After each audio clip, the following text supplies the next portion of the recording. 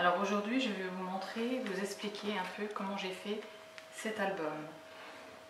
Il est très simple à faire, c'est un accordéon, il est très sympa à faire. Alors il ne demande pas beaucoup de papier, moi j'ai utilisé à peu près 3 feuilles, et encore il m'en reste un peu, et 3 feuilles de décor et quelques feuilles d'uni. Donc si vous avez des chutes de papier, c'est super pour faire un album comme celui-ci. Alors, pour la couverture, il vous faut 2 cartons. Alors, je vous ai fait un petit schéma. Alors, 2 cartons de 14 cm sur 19 cm que vous allez recouvrir de noir ou de la teinte que vous voulez par rapport à votre papier de décor. Et ensuite, on va faire des pages. Alors, on va en faire une ensemble. Et pareil, vous aurez le petit schéma. Alors, vous prenez une feuille A4 que vous allez couper dans la hauteur à 18,5.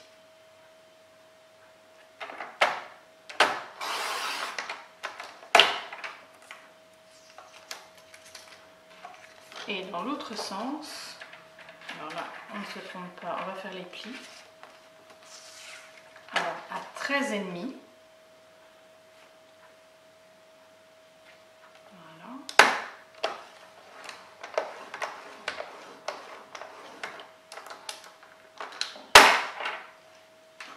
À 27, puisque 2 fois 13,5.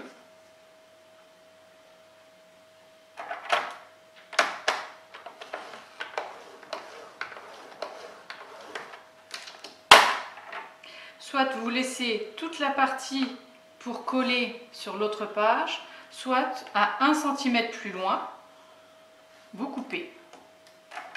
Ça vous voir. Ensuite, on plie.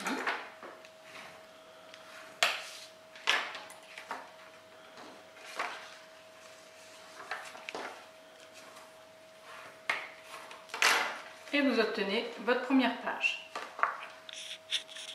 Alors moi j'en ai fait une d'avance. Alors en fait vous collez cette partie-là sur celle-ci et vous obtenez déjà un premier dépliant. Et vous faites ça autant de fois que vous voulez. Moi je l'ai fait 3 fois, mais si vous voulez le faire plus grand, votre dépliant, vous pouvez. Vous faites autant de pages que vous voulez. Alors pour la déco, j'ai utilisé pas mal de tampons. Et j'ai utilisé 2 sortes de papier, 2 teintes de papier pour un peu ressortir les tampons sur le fond. Alors du coup, au niveau des tampons, j'en ai en bois comme ceci, qui sont pas mal. Alors ça c'est sur des boutiques en ligne.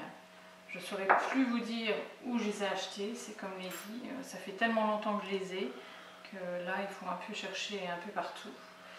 Ce genre de tampon également j'ai utilisé, et pour ces fleurs comme celle-ci j'ai utilisé ces tampons là de chez Stampin' Up. Leurs fleurs elles sont pas mal quand même.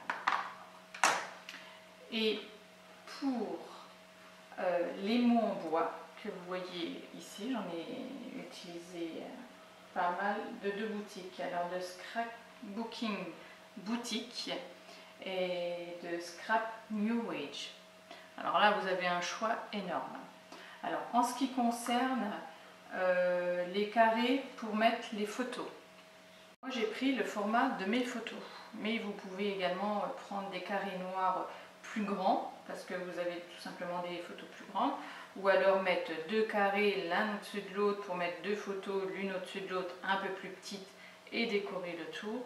Enfin vous avez un tas de possibilités pour arranger vos photos.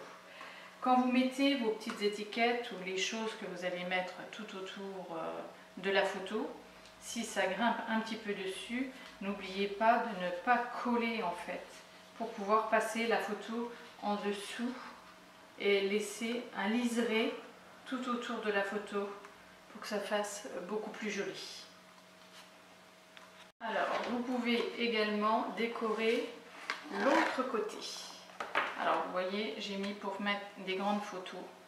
Et pareil, j'ai remis de jolies choses en bois, qui sont pas mal. Donc plus vous mettez de pages et plus vous pouvez décorer et mettre de photos pour votre album. N'hésitez pas à commenter et à vous abonner, je mettrai régulièrement des vidéos. À bientôt!